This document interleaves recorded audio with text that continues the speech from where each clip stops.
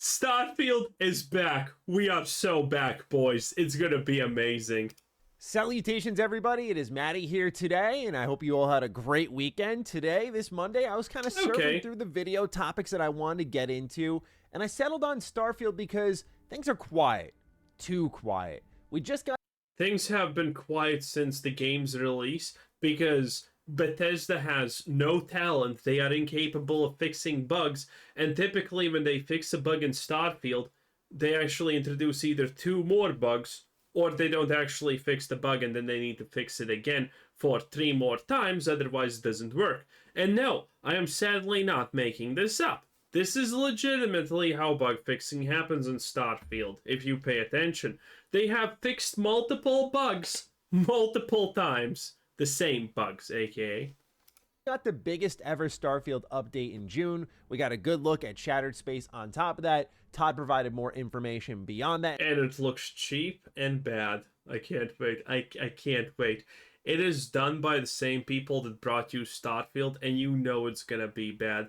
It is written by the same absolute legend, Emil or whatever his dumb name is, who went on a Twitter tirade telling everyone that he is a genius writer. Starfield is a masterpiece, and if you don't understand it, you're stupid. Oh boy, and the same guy is writing the next expansion, and the same guy is making Elder Scrolls 6. I cannot wait. It's gonna be beautiful. And my interview with him, but since then, it's quiet, it's mid-July, and this expansion is apparently arriving fall of this year. So only a few short months to go, and we haven't seen it since, which I think is a little more understandable, but we also have no other sort of release. The reason we have not seen anything about Shattered Space is very simple, because there's nothing about it. The whole expansion takes place on one singular planet, and there's like 5 locations that you need to go to. That's it. That's all the expansion. It is gonna be crazy bad, okay? It's gonna be worse than the base game. Release date information. And so what I wanted to do was dive a little bit deeper into what Xbox has been up to, and in turn help deduce where I think Starfield Shattered Space will land and what exactly this expansion will entail narratively, because if you've played Starfield and beat it, you'll know that the ending of the game and a lot of the lore that's present in the game sets up this expansion very clearly, and I'm wondering what's going to happen moving forward. Okay, obviously Maddie, as always, is just saying a lot of BS. The base game does not set up Shattered Space at all. Shattered Space is going to be about House Varun, something that was in the base game, but you actually had absolutely nothing known about it, except that they are like a big deal, and that's it. And that is why House Varun is technically the best part of Star Wars lore, because you know they exist, you know they're a big deal, but thank God Bethesda has not elaborated on anything surrounding them, and thus Bethesda has not had the chance to ruin them. So, by the most ludicrously stupid and convoluted way of logic, House Varun is the best written lore because Bethesda didn't write any lore surrounding it. And now they are gonna do that, which means they're gonna completely ruin it. Forward with this expansion. So welcome to a Starfield speculation / discussion video. If you're new here, you're into Bethesda Game Studios content, you're in the right place. Consider subscribing.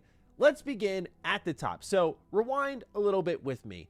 June 2024 showcase had a lot of great games shown off. Starfield Shattered Space was one of the first trailers we did see throughout that show. Sad. And a lot of people afterwards said Xbox didn't show you anything yet.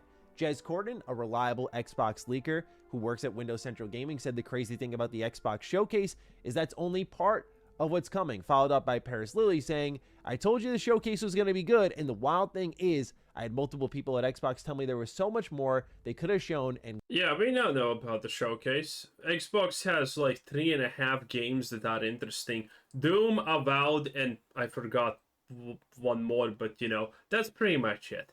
Everything else, trash. Gamescom. And Woke. And Woke. If PlayStation has like 2.5 games that look actually somewhat possible to be good, well, at least their other games are just bad, but Xbox's games are woke. and bad. Is shaping up to be a big show too. Now, at first, that felt like maybe people as part of the Xbox fandom and content creation community might have been just gassing up the show and, oh, and there's more, right? Which is unfortunately been the tagline for Xbox for a while, as they've had great stuff and a lot of stuff coming up looks good. But for I don't understand these opinions. This is completely not congruent with reality, even in the most minor of ways.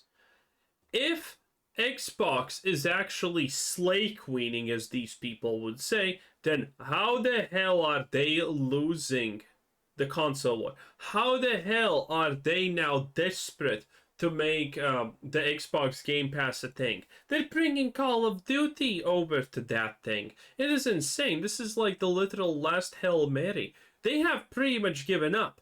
If the Xbox showcase is as great as these shills say, why the hell is Xbox admittedly, openly, that they are losing to PlayStation and getting crushed?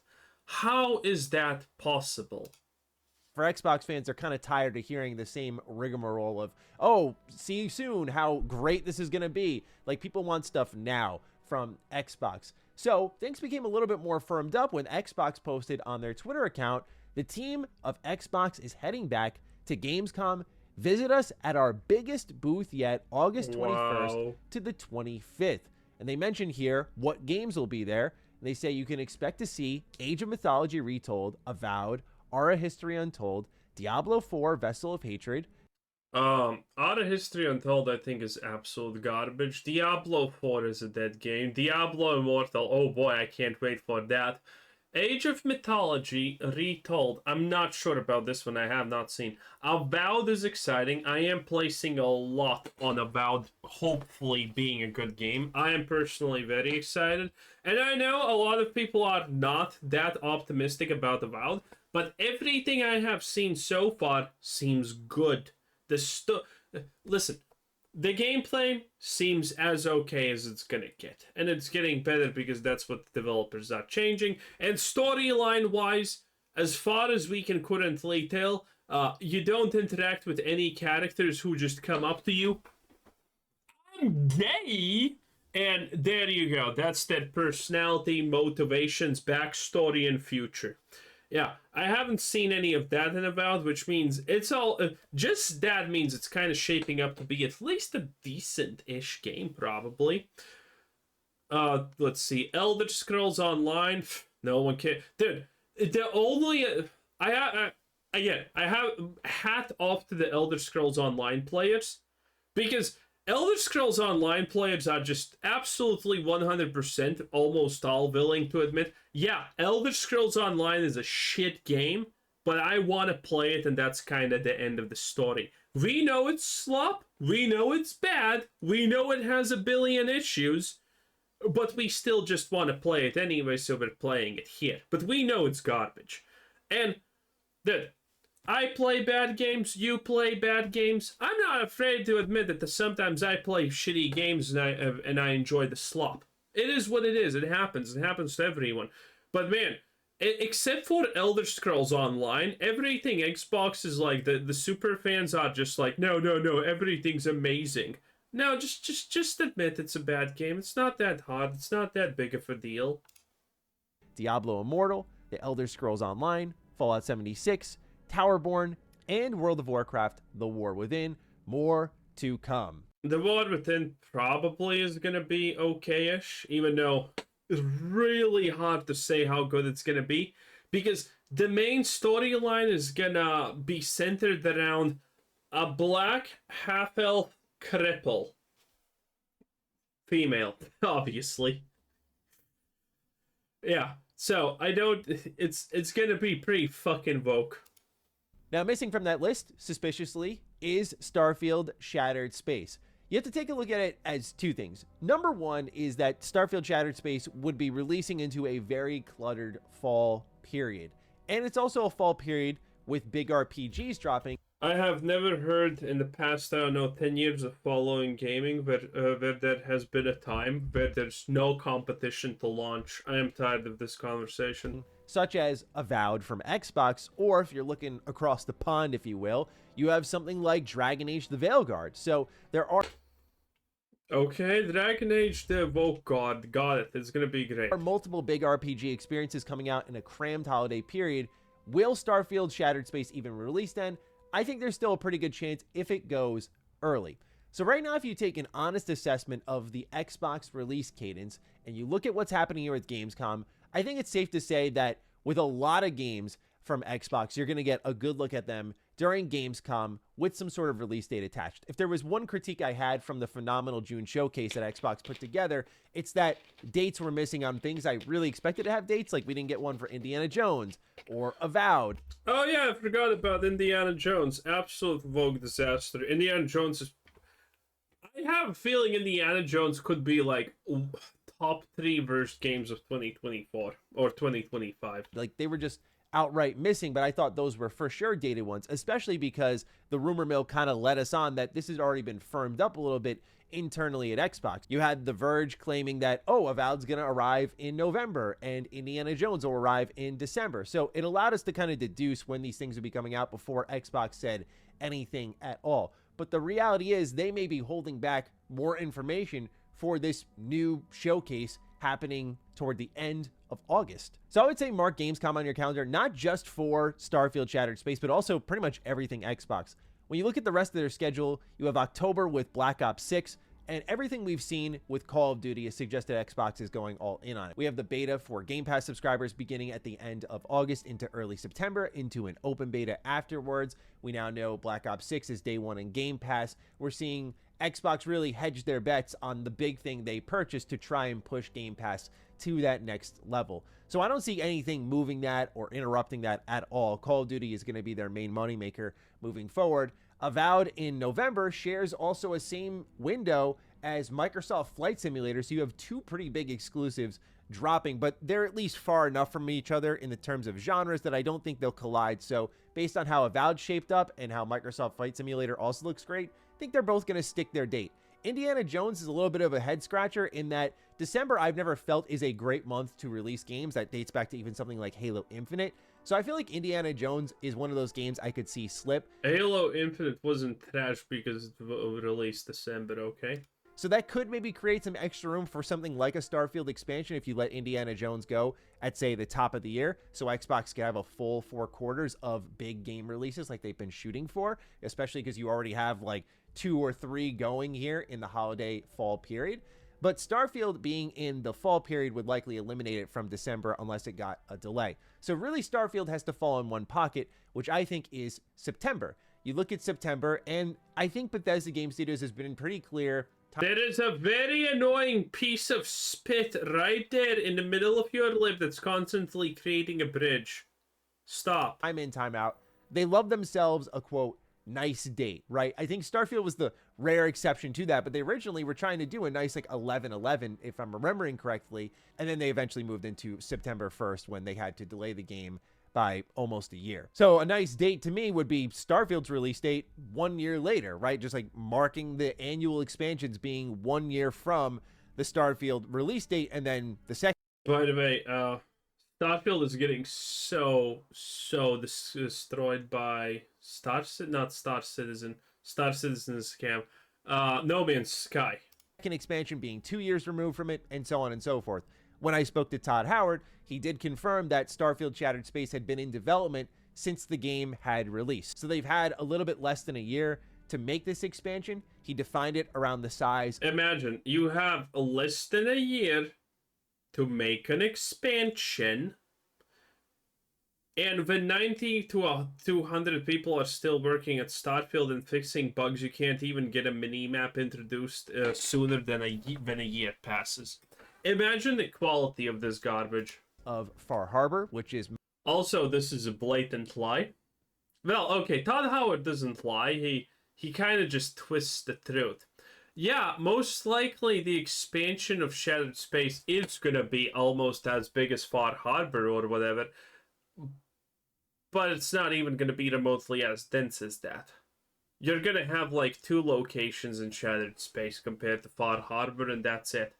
It's just gonna be a bunch of walking and doing nothing. That's what it's gonna end up being. It's gonna be horrible. My personal favorite ever Bethesda Game Studios expansion / DLC, which makes me really excited. So when I think you look at scope versus development timeline, they're in a pretty good spot to deliver in that pocket. So I feel like Starfield will land in September, and that would kind of work out well, especially if you have this big booth for Gamescom, and then you deliver a big expansion like a little bit more than a week later after that. I think that'd be a pretty good feeling. So people who see Starfield and maybe get excited by it can really dive in immediately, which is low-key kind of been the key to success for Bethesda Game Studios with Starfield as of late. Like, they dropped a massive June update with mods and all these new quests and everything, 60 FPS, just out of nowhere, with the showcase going on as we were watching it. So there were some pretty big things happening for Starfield immediately, and that was getting people to jump back in. So I could see a world where they're like, hey, and I don't think at any moment, like, you see, this is the Starfield experience. This is what Starfield is all about. Being a complete retard.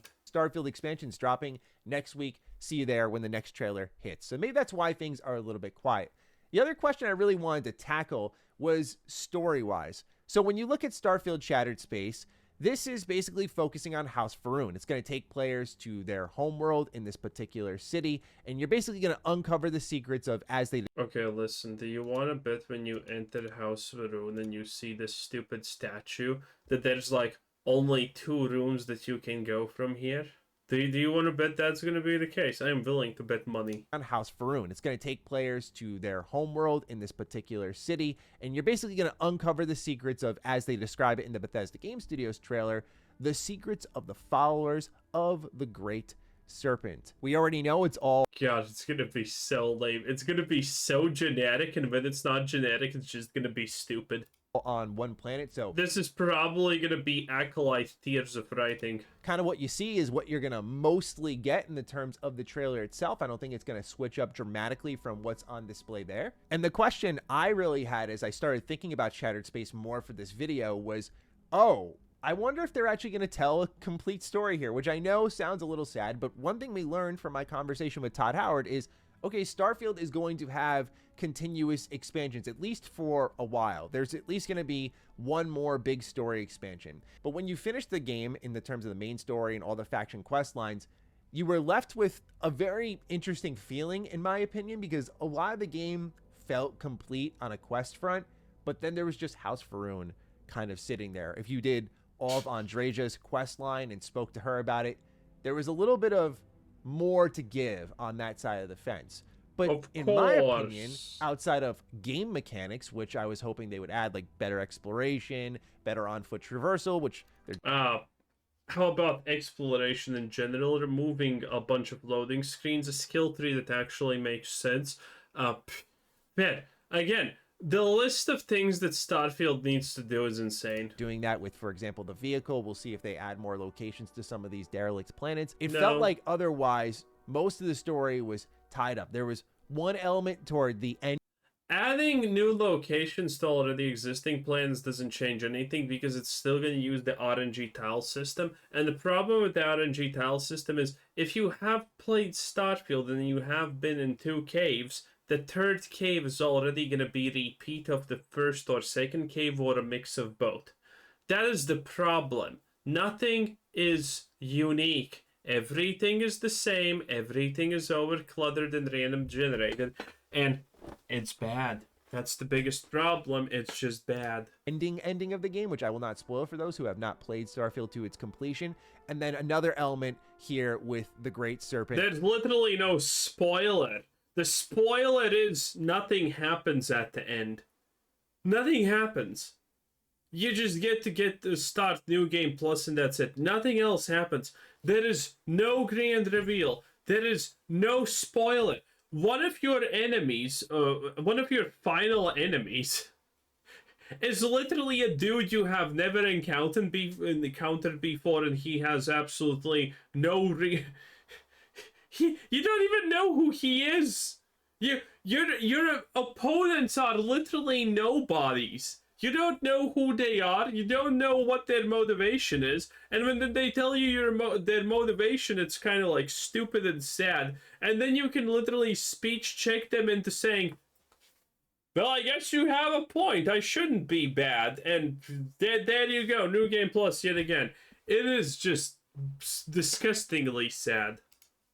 and what's going on with House Faroon, and why is their homeworld a secret, and why is like Andreja kind of hesitant to romance you because of her ties to this homeworld, to this religion. That sort of choice being made there was very difficult on her. It's why it made her the most interesting companion of the bunch, because she definitely had the most character and the most lore backing her up. So will it just wrap up that story that kind of began in Starfield that was... Yeah, I'm sure Andreja was the greatest companion out of all the exactly carbon copy companions that you can go with, because all of them are just lawfully good, and that's it. There is no complexity. Even in the ex-pirate is like, yeah, oh, steal anything, I'm gonna get mad. Fuck you, game. Was left open-ended.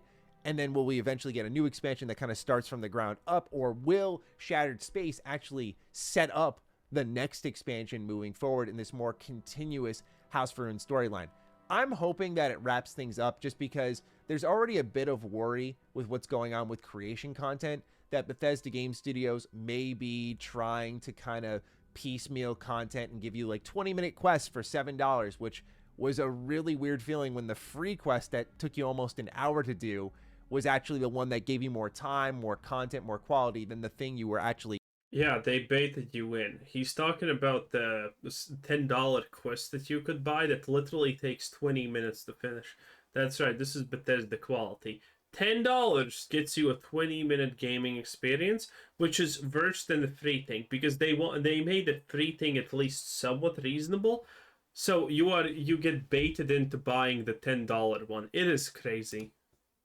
Paying decent money for. And so while it's more official, larger scale, paid content, I do worry about this continuous evolving story within a part of a faction, because that's kind of what happened on a smaller scale with creations. And if Bethesda continues to kind of piecemeal out a storyline, I just hope this feels more fulfilling, because part of the intrigue for Starfield long-term is it's open-ended, but I do hope they get a little more conclusive, like, hey, this is what's happening with House Faroon, here's how you impact it, and that story ends there, and then moving on to the next beat. Obviously, I don't want to be too definitive, because we'll see what the story is when we get there. Anyway, I'm getting tired of this, Maddie. Shut up. Anyway, 10 out of 10. Bye.